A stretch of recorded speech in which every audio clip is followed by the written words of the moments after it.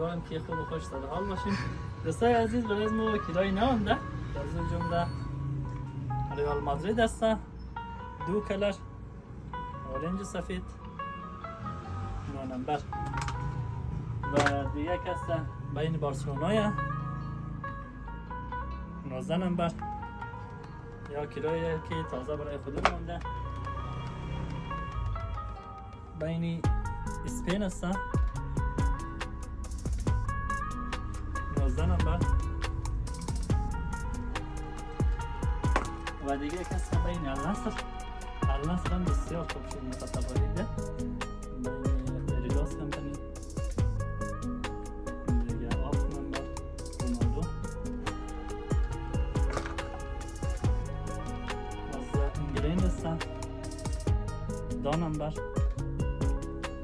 یورو 2024 مودشه و 2024 فرانسه است امباپه 2 نمبر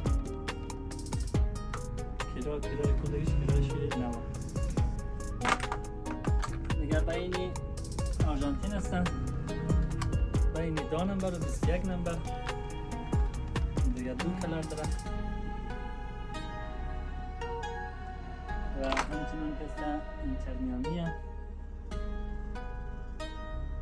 2 نمبر مسی و دیگر بلژیم هستن که بلژیم هم بسیار خوب کیر هستن. دوستای عزیز، 2 کلر بین سیتی هم ده منچستر سیتی 9 نمبر و در آخر که هستن پرتغال هستن.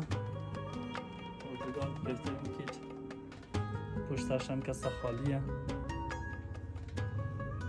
تشکر دوستای عزیز.